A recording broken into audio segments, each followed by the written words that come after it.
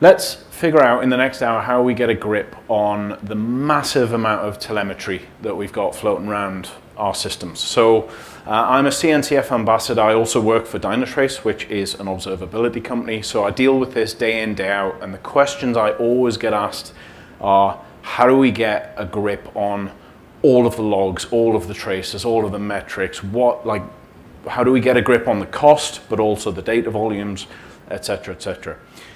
Everything you're going to see today, and I am going to go through a lot, it's all open source at either that link or the QR code, so feel free to scan. It's not going to be an hour's worth of slides, it'll be hands-on.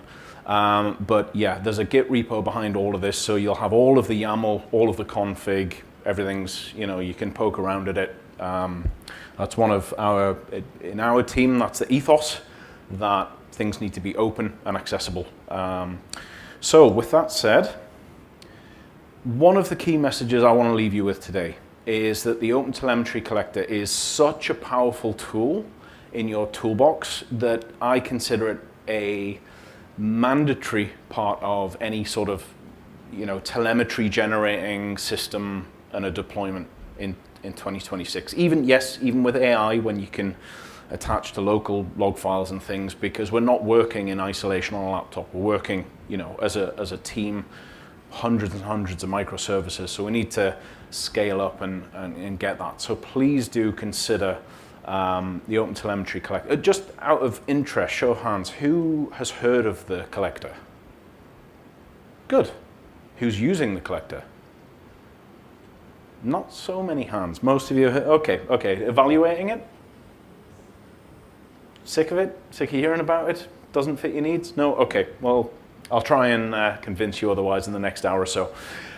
So by the end of the session, we're going to take this really simple, basic, boring logline with nothing, with no timestamp, with no severity, with absolutely nothing, and we're going to transform it into this.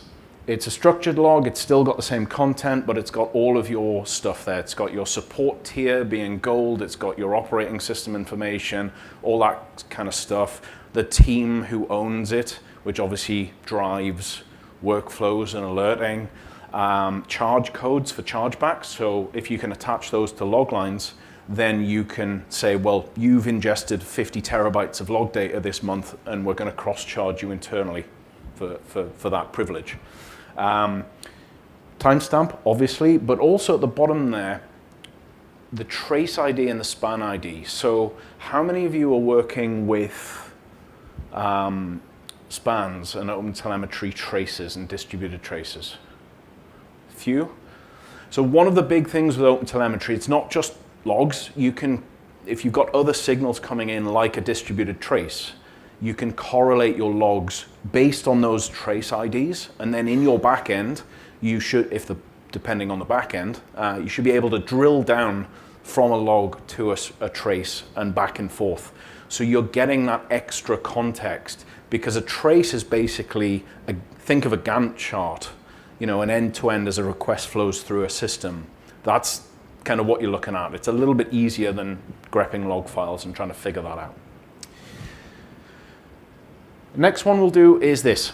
Oh no, something went wrong. My second dummy log line.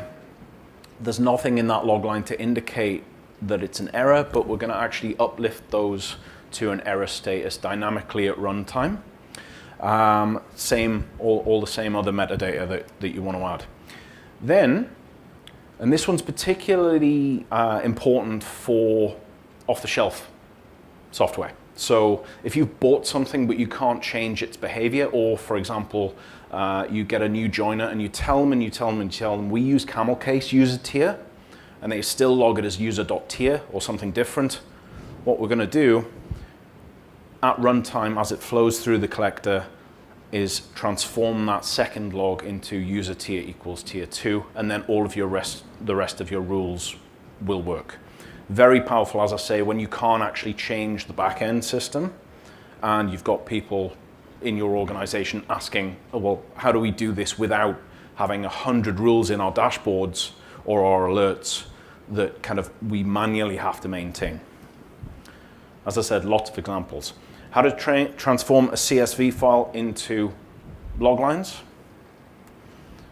how to grab that 200 out of a log line, throw away the log line, and give yourself an actual real metric rather than just grepping out the log line and kind of charting it. How to redact sensitive information, so taking that user ID or a password or something else that's snuck into the log line and starring it out, or dropping the log if you want.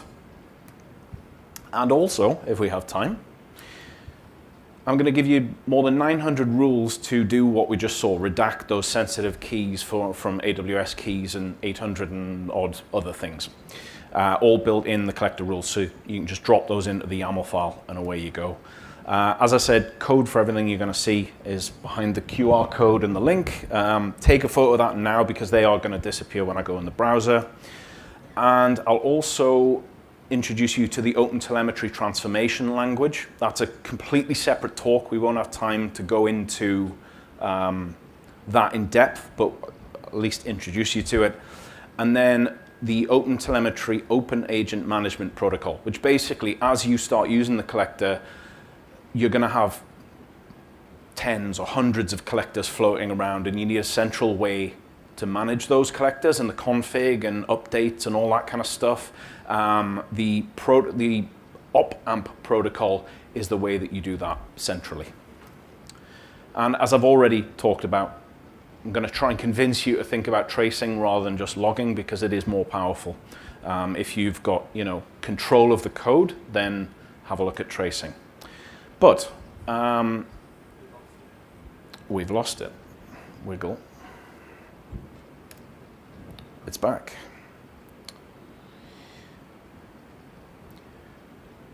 Does anyone feel brave enough to tell me what your struggles with telemetry are? I can probably guess, but cost?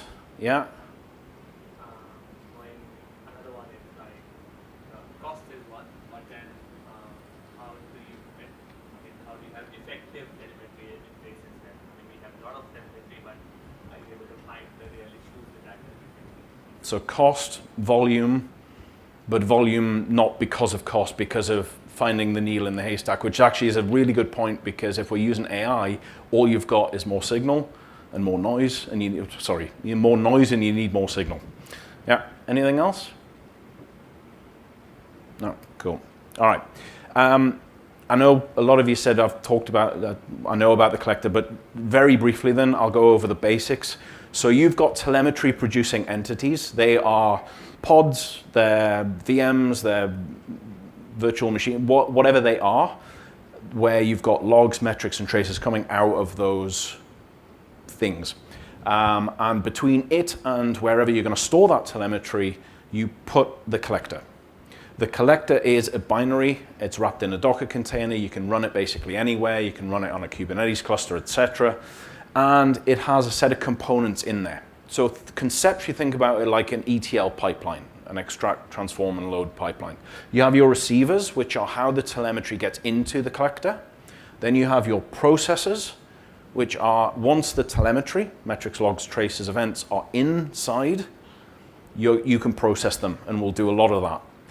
Then you've got exporters. Where do you want to send the telemetry once you've crunched it and filtered it and processed it in however you want to do that?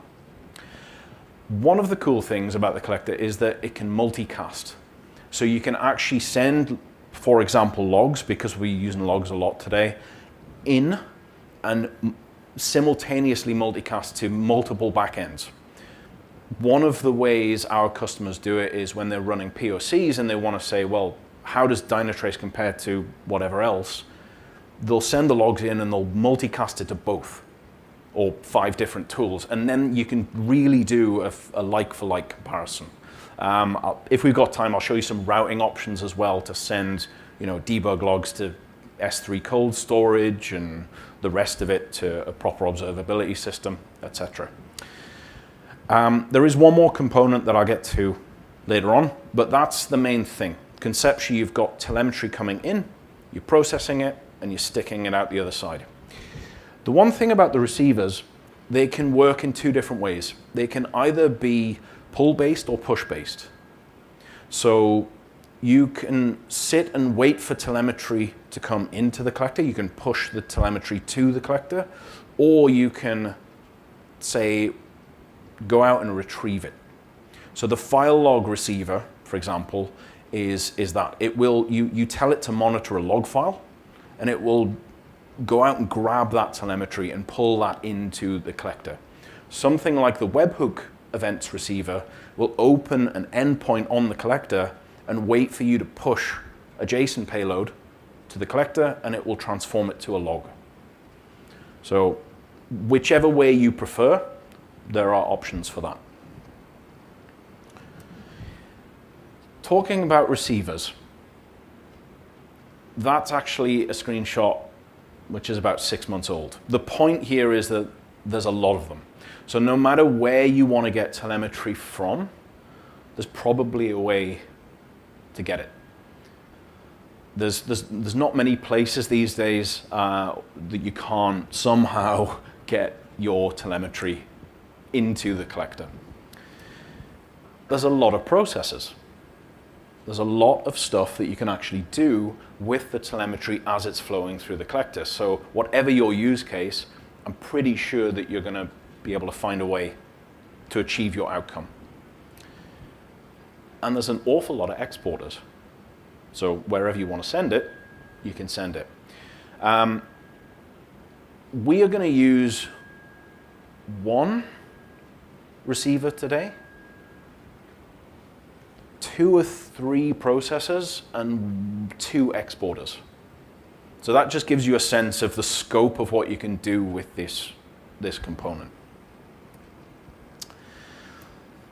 So as I say, we're going to have the collector. It's going to watch a log file or log files, and it's going to push it to our backend. I promise that's the slides almost done. Any questions before I jump in? No? All right. First scenario is batching. I'm not actually going to show you this because there's nothing to show. You're batching things up, but the point is you don't want to be streaming log line by log line by log line to your backend. That's a terrible, terrible idea. You want to batch it up. So what you do, the collector is configured with a YAML file.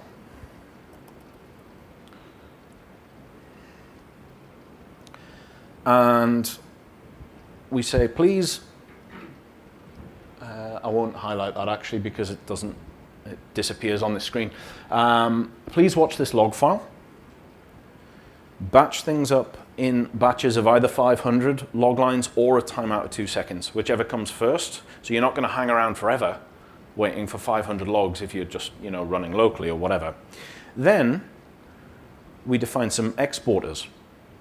We've got a debug exporter, which I'll be showing a lot of today. That's the collector's own console output.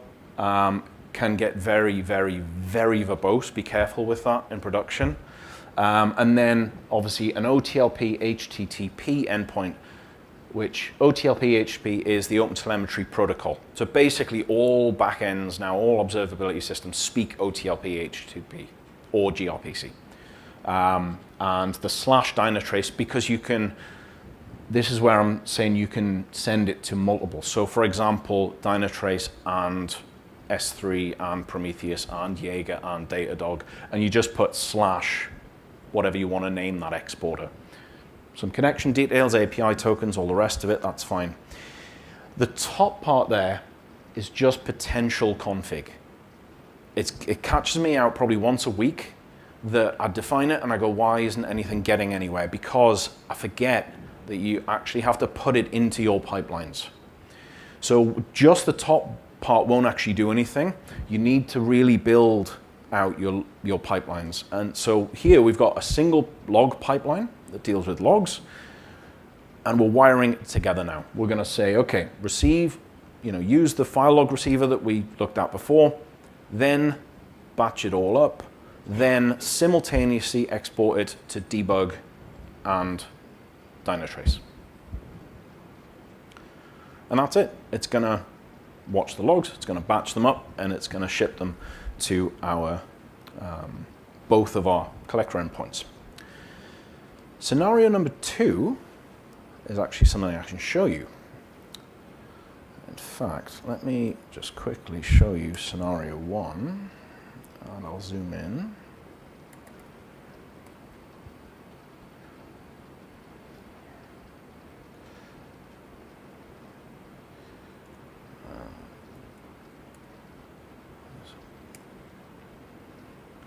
Okay, so there's the collector running, and I'll just say my first dummy log line.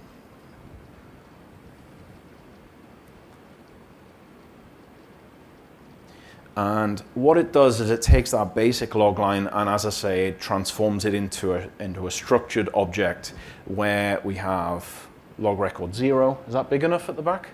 Yeah.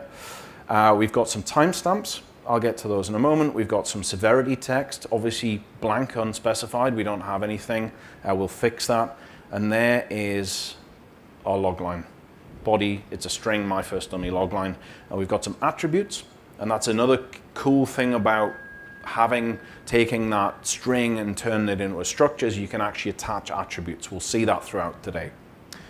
Trace ID, span ID are blank. That is the crosstalk between the distributed traces and the log file. So if they were populated, when my distributed trace hits and my log hit the back end, the UI should be clever enough, or even Claude should be able to kind of cross drill and say, those two things are related, they were causally related.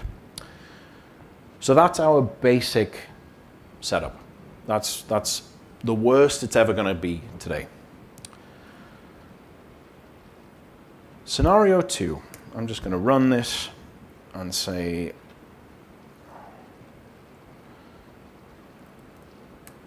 whoops, save that. My second dummy log line. And now, if I try and give you a little bit more room, we've still got the body, but we've got a log file path attribute and a log file name. Because it's all well and good having a log line, but if you don't know where it came from, I mean, what do you do with that? If you get an alert that says, something's gone wrong and here's the log line, where do I even begin looking? So how do we start enriching that? Let's have a look at scenario2.yaml. I'm not going to keep going over this explanation because it'll get really boring. But all I did is I added 2 parameters to the file log receiver, include file name, include file path. The rest of it is exactly the same. And then I also added a resource detection processor. So this collector is running as a binary on my machine, and it's able, the collector, when it starts, queries my machine and says, where am I running, what operating system? I didn't actually show that in the collector output, hang on. There we go. In the resource attributes, I've got host name and operating type Linux. Why that weird host name? Because I'm actually running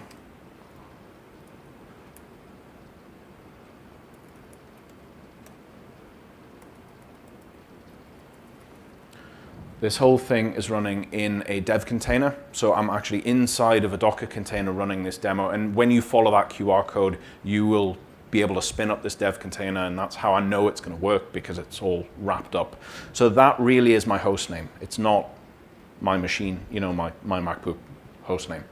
So when the collector started, it asked Docker effectively, where am I running, what operating system, and it dynamically at runtime attaches that to each log file.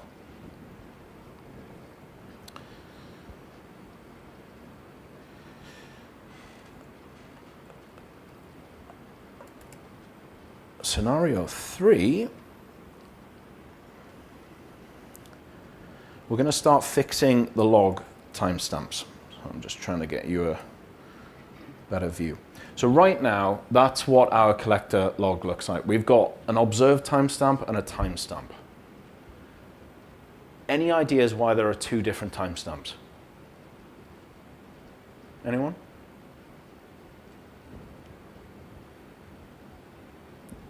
Yeah. When it pulls it from or when the receiver pulls it from the log file, is that the observed one? And then the timestamp is when it actually Perfect. Yeah. So exactly, if I write a log line into a log file at 10 a.m. exactly, but my collector doesn't start until 10:05, the collector saw it at 10:05, but it was really written at 10 o'clock. So that's why there's two. In any case, for us, for now, we want to set both of those to right now. To whenever, we don't know any better from the log line, so let's just default to right now. So let's stop this one and start. Oh, I've already started it.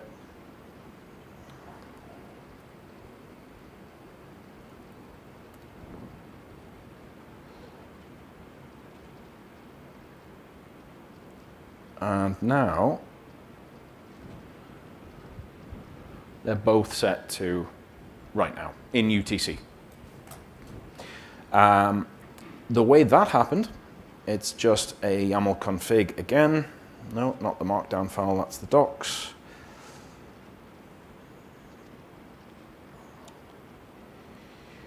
We use a new processor called the transform processor. And as you can probably guess, it transforms your telemetry as it flows through.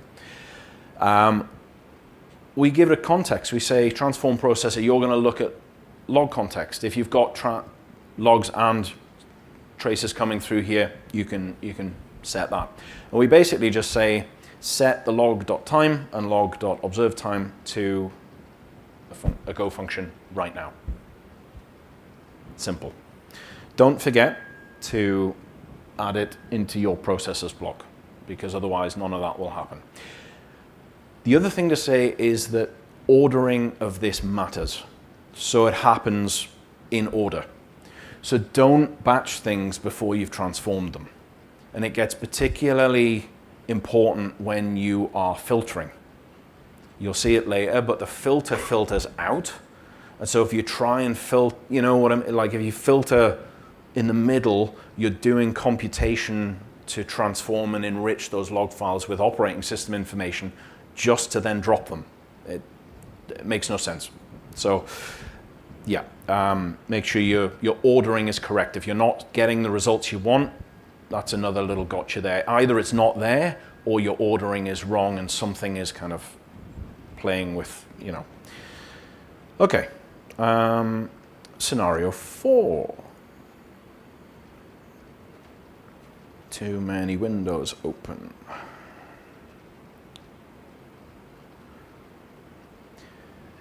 As you've seen by now, all of the log severities are blank, they're unspecified, but what I want to do is say, by default, all of my log files or log lines are at info level. Because I don't know, so I'm going to assume they're all info level. So I'm going to start scenario 4.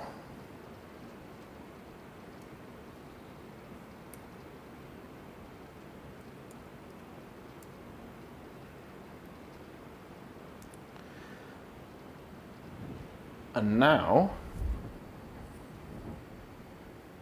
the severity text and the severity number are at info, even though that isn't actually in the log file. So we're building this up over time, but you can start to see how the collector can really fix whatever it's given. It becomes really useful for SRE teams when they put a ticket in your backlog and you go, oh, I can't quite get to it yet, or whatever release is coming down the pipeline. You can turn around to them now and say, did you know that you can fix this while we fix the code? You know what I mean? While we fix the code, you can just put a collector in the way and do whatever you want with the telemetry. So how did that happen?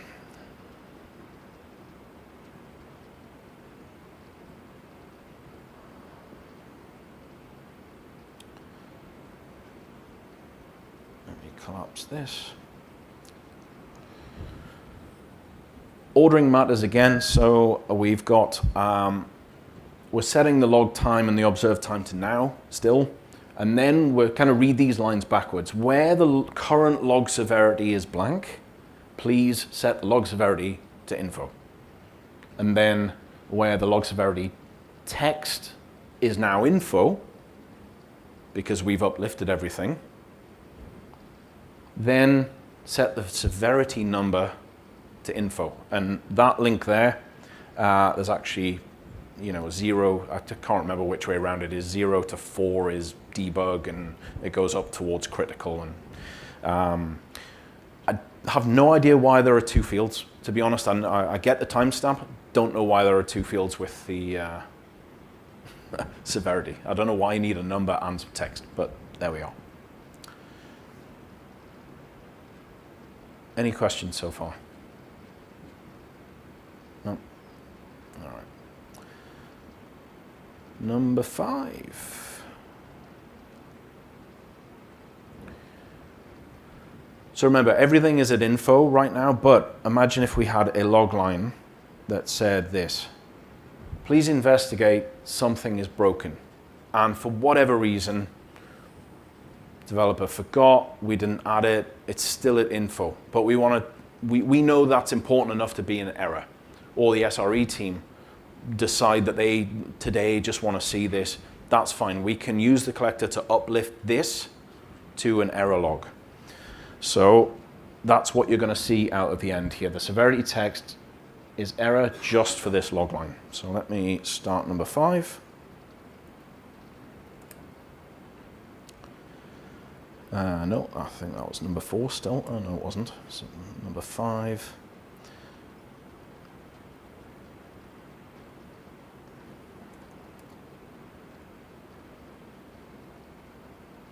And there we have, look at my shadow, there's error, and just to prove it's actually working, I'm going to put, whoops.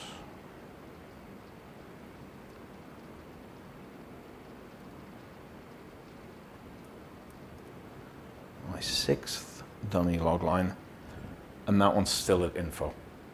So now we've got now the collector's really starting to become this quote unquote intelligent piece of the puzzle where we can sort of lift certain logs, lower certain logs if we can't get to it, and so on and so forth.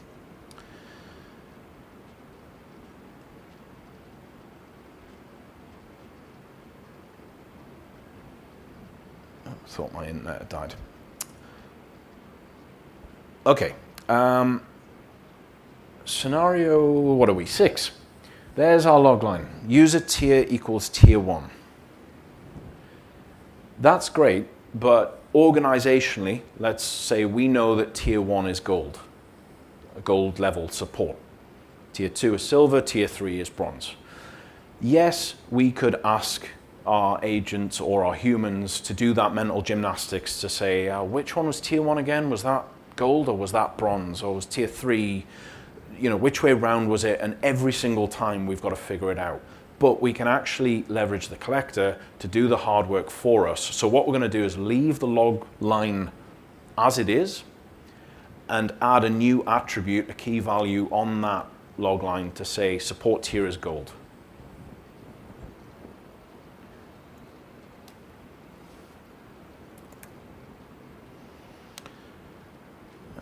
Let me grab this log line.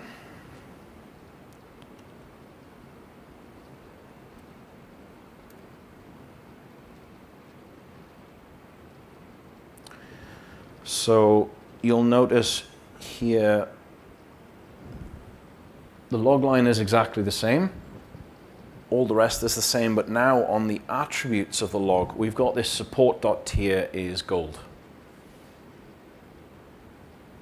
We haven't touched the original logline. That's kind of important for the security folks. They don't like you a lot of the time messing with the original logs because then they can't tie what the source was to what ended up in Dynatrace.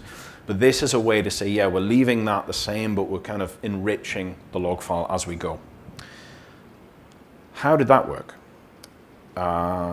Scenario 6.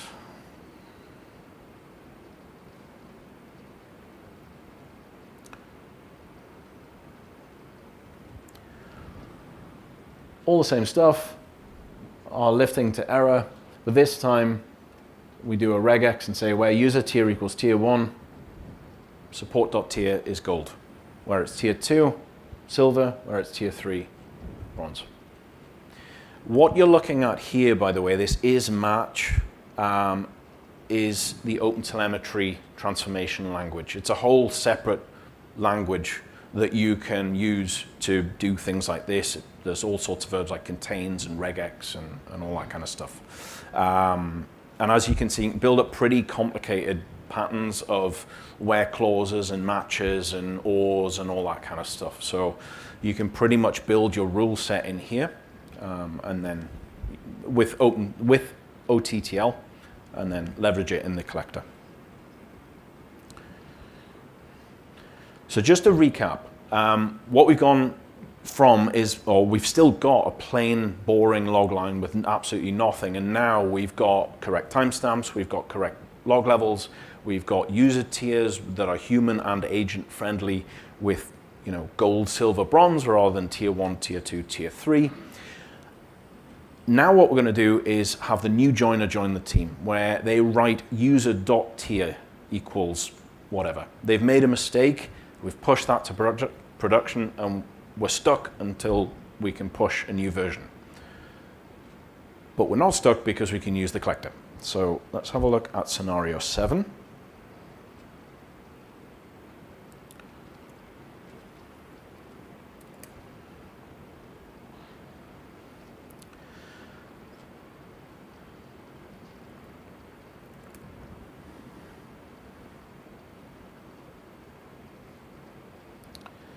So this time I'm going to write in user.tier is tier 3. What are we expecting out the other end? Number 1 is gold. Anyone? Bronze, yes. Oh, it's late in the day, come on. Maybe I need to do some like hand waving, or well, you do actually, not me. Okay, scenario, where was I? Scenario 7, I'd already started it. Let's dump that into our log file. And you're absolutely right, we've got bronze. One thing to call out here is, again, ordering matters. So if you have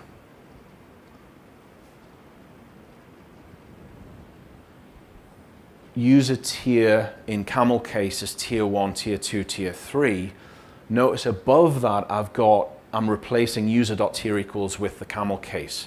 If I put line 25 below, it wouldn't work. So again here, that ordering is important. So double check if you're not getting the results, because if I didn't replace it to camel case, those 3 next rules wouldn't match. So there's a few gotchas in the collector that I wish they'd document better, but I guess that's on us to document them. That's on me. So there we go. All right, scenario 8. Scenario 8.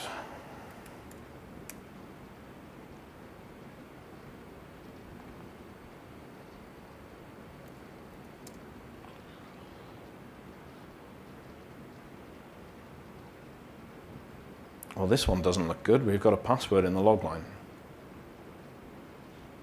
No, it doesn't, because it hasn't copied.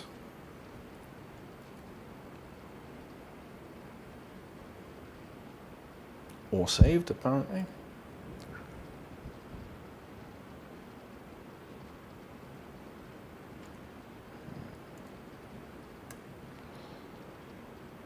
I've been caught out by my own demo. So you'll notice I was fumbling there a little bit because I wasn't seeing anything in the collector output, but that's the demo. I forgot. So the whole point here is that there is a password in the log file, and we need a safety gate. We need to just drop that log line as soon as it hits the collector. We don't even want to print it to the collector output. We just want to sinkhole it and get rid of it.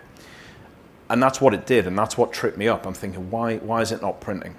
So for that, we introduce a new processor called the filter processor.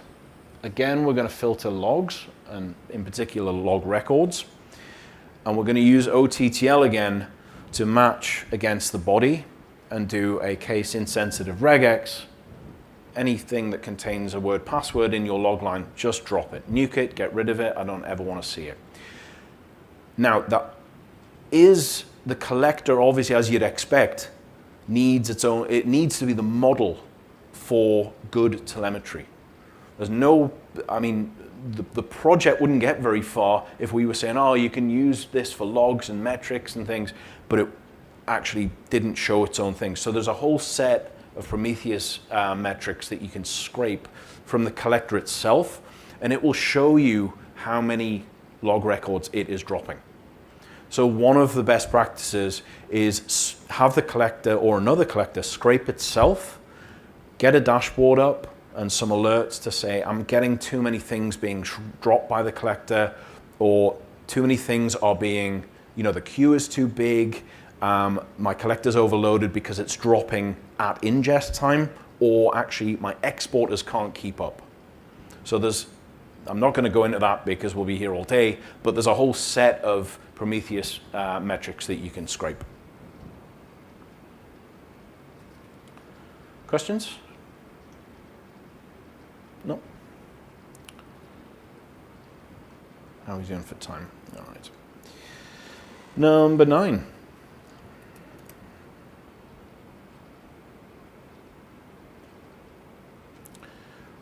All right, to your point about cost, let's only keep logs that are of a certain criticality, or whatever your rule is for the day. So I'm going to start scenario number 9.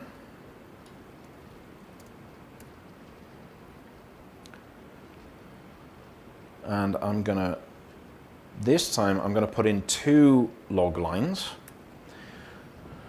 No, my ordering's, oh no, my ordering is good. Hey, that works. 9, what will 9 be? At what severity level will the 9th dummy log line be? Info. And line 11 or number 10? Error. So I've got my collector configured to only keep error. So that's what I'm expecting in my debug output. I'm going to drop that info level log line. So let's see the joy of the live demo. And I'll just scroll up to prove that this is all just the collector starting itself up. And the only thing we see out is the error. How? You'll start sensing a bit of a pattern that we're using the filter processor again.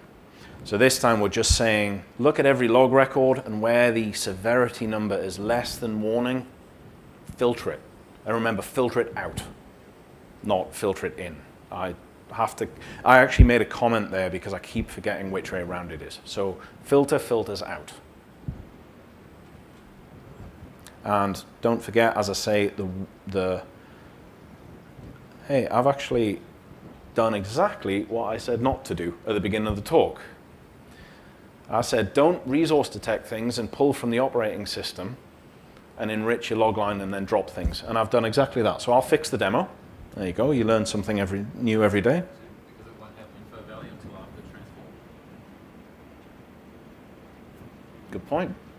You transform before you filter, but you don't necessarily need to do the resource detection. I don't need to know that this log came from this host and this operating system. I mean, let's be honest, the overhead isn't that much because the collector actually looks up the resource at collector startup. So it's not a big deal, but to keep things clean, yeah, and then we batch. All right, number 10.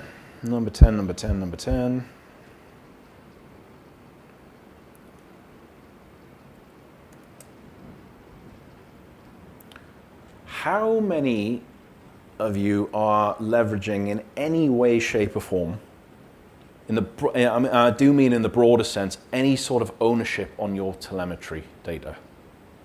Yeah, a few nods, 1, 2, but not too many. So this is one of the things that the customers I work with say, well, how do I direct my alerts to certain things? And I'm like, well, how do we know where they're coming from? And they're like, well, we know which servers it's coming from, and we know which host or whatever, and which cluster and which namespace, but it's multiple hops to get to the actual email address of the team or whoever needs, let's make that easier. Don't make agents or humans, because at the end of the day, even with AI, it's all just filling up your context. You're much better just to give whoever it is, the agent or the human, the information right there, rather than have them using tools to go look in wherever other systems and crunch that data and pull it back. So let's actually enrich the log files with some ownership data. So in this scenario, let's imagine I know file.log, whatever host or microservice it's running on, whatever namespace, cluster, whatever, I know it's owned by Team A. I know that Team A has an email address, and I know that Team A has a team code that we use internally of whatever that is, ABC556D. Let's get that onto the log record so that anything that looks at that log record can instantly see, oh yeah, that's it. And then, for example, in Dynatrace, you can build views, any observability system, you can build views of how many gigabytes, terabytes, petabytes did Team A ingest this month.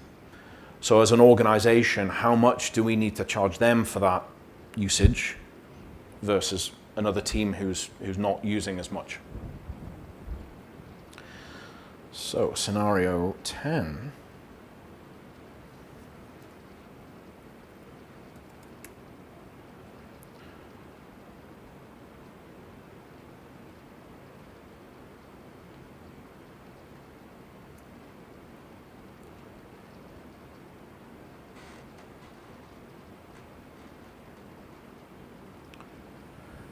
And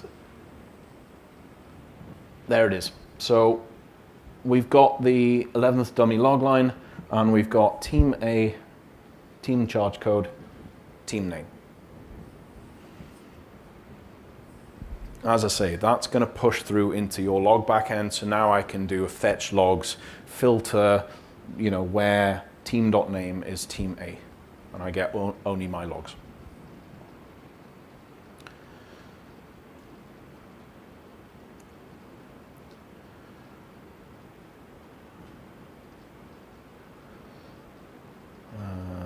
No, I'm going to skip that one because that's using Dynatrace query language. I'm going to extract the metrics from the collector. So, a dummy log line, field equals 200. In this scenario, I don't want the log. I only want that number for whatever reason.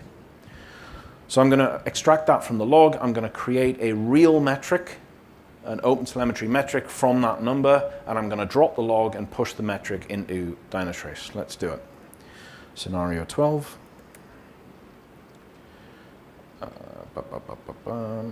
No, because here's another gotcha. So far I've been using the Dynatrace distribution of the OpenTelemetry Collector. Remember at the beginning I said a collector is nothing more than a bundle of components that someone has decided to bundle together and call a collector distribution. Dynatrace do one. The Dynatrace one doesn't have the signal to metrics connector that we need to do this use case. So I need to flip to a different distribution that does have that component. So not all collectors are made equal. So if you have vendors, the first thing I'll be asking is, well, what componentry is in your collector and does it match my needs? You can also build your own collectors with a tool called the OCB, the OpenTelemetry Collector Builder. Sounds complicated. All it really means is you produce a YAML file of the components you want, and you say OCB build YAML file, and it'll build you a bundle. Very simple. Why go with a vendor and not build your own? Vendor support. It's as simple as that. If you want official support, if you want to raise a Dynatrace support ticket and get someone to look at it, use our bundle. If you want a really minimal cut down version, build your own. Do not use the OpenTelemetry Collector contrib in production. It's too big. Someone's just like, why? It's fine. There's nothing wrong with it technically. It's just too big. There's 98% of the componentry in there that you're not going to use. Just slim it down, reduce your attack surface, build your own or use a vendor. It's a common thing I see all the time. OTel contrib, and it's like you've got a 500 meg binary sitting there. That's just, it's an easy fix. It's low hanging fruit. Anyway, right, scenario number 12.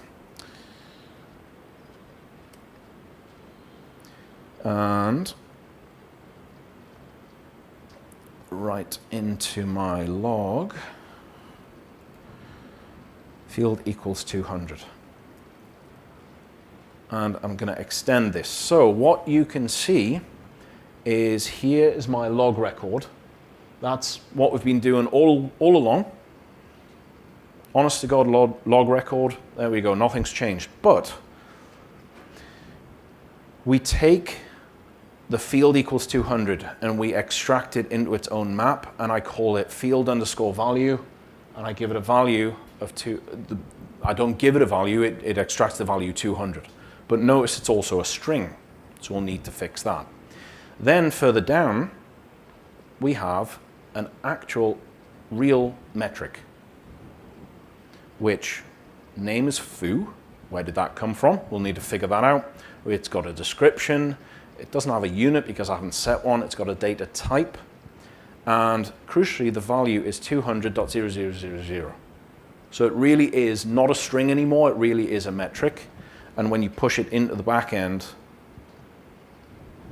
it really is a chartable metric. So this one's a little bit more complicated. How did we get here? Scenario 12. No, I've done it again. That's the markdown file. Okay. We have our logs pipeline. As always, receives logs on the file log receiver. We're doing some stuff, and we're sending it out to Dynatrace, debug, as we have before. But now we've got signal to metrics. What's that? Then we've got a new pipeline called metrics. And it is receiving from the signal to metrics thing, whatever that might be. It then does this cumulative to delta. Who knows? And then finally, the metrics are getting sent to debug and Dynatrace. So in the scenario where I don't want the log going to Dynatrace, done. Log is dropped, but it's still sent to the signal to metrics connector. The metric is sent to debug and Dynatrace. So it's a really easy way to get logs going in and metrics going out and save yourself some money. Let's have a look at this signal to metrics connector then. I've ripped out a lot of the other stuff because it's not important, but you could also do all of the enrichment and error and info, all that kind of stuff. The first thing we do is transform. We look at the log file and we build the log body, and we build a regex that says look for any digits. It's a basic one because I know the structure of the log, that's fine. Extract it, call it field underscore value, and set it in a log attribute called metrics. That's how we get the map. That's the first step. Remember I showed you that map where it's a string? So that's just going to pull that string off the string, off the log string, and put it in its own map. Then we push it to the signal to metrics connector. And a connector, as the name suggests, connects multiple pipelines. So a connector is both an exporter and a receiver. It's wiring between two. So when we are pushing that enriched log to the signal to metrics connector, we're saying expect logs coming in to this connector. Then have a look for a log attribute in the metrics map called field underscore value. It's going to be a string. Pass it to a double, and automatically out the other end of that connector, as the name suggests, signal to metrics, out the other end goes a metric. Still with me? Then we process it with cumulative to delta. That's a Dynatrace specific thing. Dynatrace supports delta type metrics, not cumulative. You may or may not need that depending on your backend. But for our purposes, just feel free to ignore that. And then we're sending the metric out to Dynatrace and debug. And as I say, you've got all of this code, so don't worry about really understanding. You can wire it together. And I'm sure you could give this YAML file to Claude and say, explain this, and it'll do a great job. And there you go. You've now got transformed logs to metrics. Mm-hmm. What happens if your log contains like field value ABC instead of 12? And it's not possible. So if you had, that's interesting. If you had field equals, you're expecting 200, and you've got field equals ABC. Well, you're expecting a number that you pass to a number. Yeah, yeah. Text like ABC. Yeah, there's, you'll notice in the, I haven't tried it actually, but in the, where was it?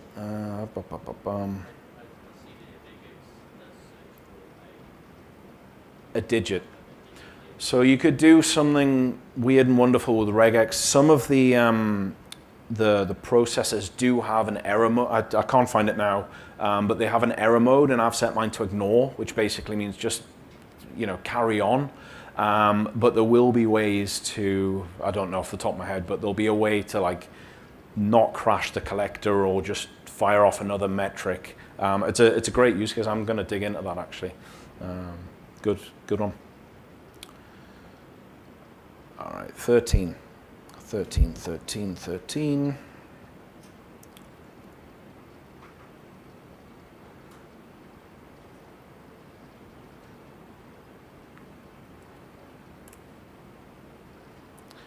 CSV files.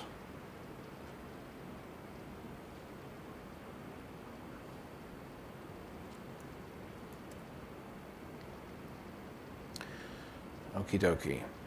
Example.csv empty. Let's drop some content in. Save it, and out of the other end comes a whole bunch of log lines. So basically what the collector will do now is watch a CSV file, transform each line to its own log, and you get the raw string, obviously, but you also automatically get separate key value pairs for each comma separated value. So, date posted, post, the ask by, Anna, and so on and so forth. It sounds hard to do, but it's actually very easy because in the file log receiver, you can tell it it's not a string. What is going to come in is not a string, it is a CSV. And there are operators, and this I basically just said expect a CSV format line coming in with the CSV parser, and expect that your CSV is going to have a header row of post, ask by, answer by, date posted, and actually here is the delimiter.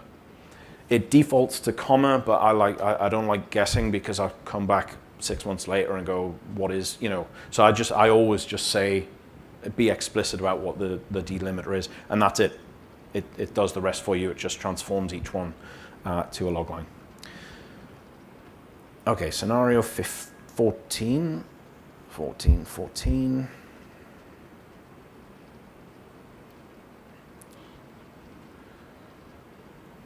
Redaction. So imagine this, you've sent in the log line however you've done it, and you've got some attributes that we've seen, user ID 12345. You want to redact that user ID. How do we use the collector to do that? For time, I'm going to just show you the YAML. Basically, you send in your log line. In this case, I'm using OTLP, but you could use file log. We're going to use the redaction processor. We're going to allow everything, but we're also going to, again, regex any key, any attribute key with user.id, and just redact it, and just star it out.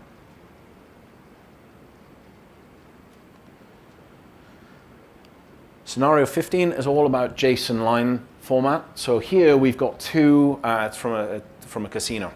So 2 JSON lines with all sorts of cheat detection logic in it. This was actually a real, from a real customer in Vegas. They were like, we're monitoring all the tables and all the games.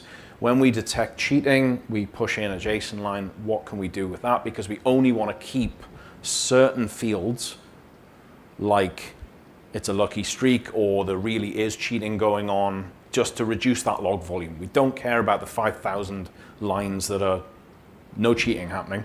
We just want the ones. So the way we do that is, again, tell the collector to look at the JSON-L, use the operator, but this time use the JSON parser operator. You're going to expect JSON coming in, then filter out any lines where the customer, because the collector will automatically split, it's clever enough to split these key values into attributes with that JSON parser. It's going to do that for you. Where the customer name is not equal to Bob Smith, filter it out.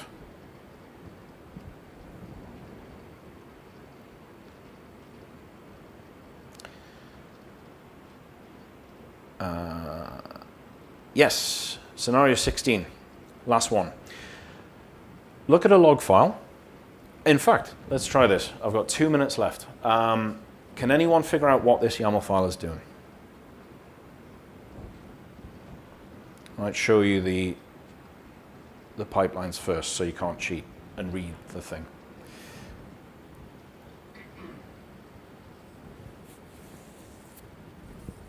Just ran to different exports based on what comes in. Yeah. Yeah. So we're looking at and by the way, the ordering of these blocks doesn't matter. So don't read this as it just so happens that I've written it this way, but we're reading in a log file as we have done, we're batching it up, then we're sending it to the routing connector. The routing connector, remember, is a receiver and an exporter, and the routing, so 2 new pipelines get a copy of this log file. So we've branched off, we've copied that log line. Logs, the debug collector pipeline logs the debug, and the OTLP sends it to Dynatrace. But the key thing to understand is what's actually happening in this routing collector. To your point, we're ignoring any funny business or any error logs that might happen. We're looking at if the log body matches something is broken, we're going to send it to debug.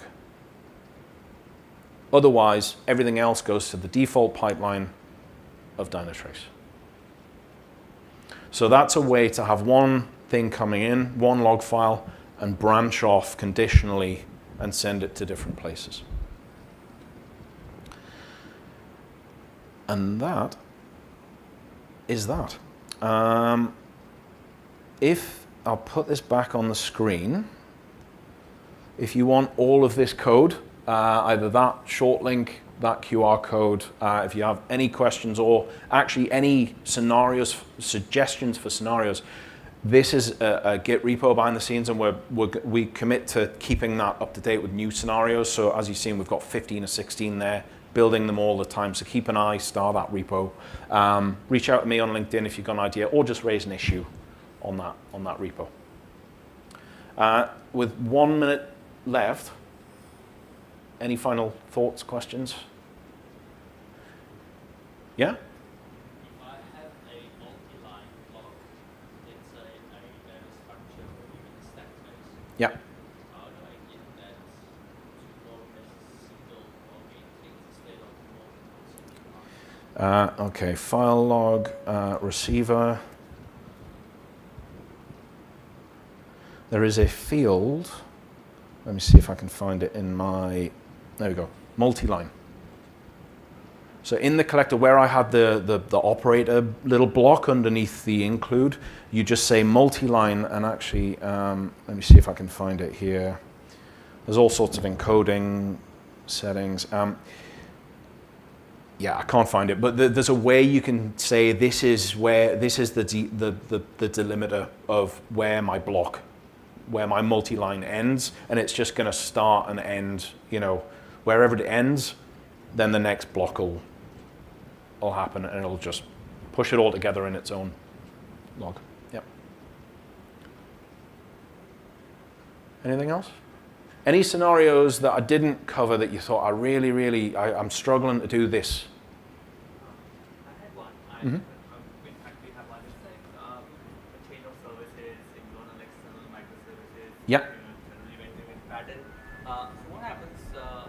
For example, you talked about how you can filter the logs, right? So the thing is, we have. The thing is, there is a sequence of calls which you're making. Yeah. First 5-way pass and 6th fails. And you don't want to filter that. At the moment, I think the only way we are able to trace that is through logs. But again, that becomes a huge loss, right? So we can't filter on log. Yeah. Just single service. It has to be other heavy techniques when it comes to reducing the cost with that.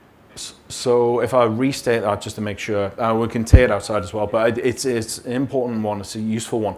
So you're saying we've got logs from multiple microservices, so it's not as simple as just filtering one log. I want to look at the whole thing as an end-to-end.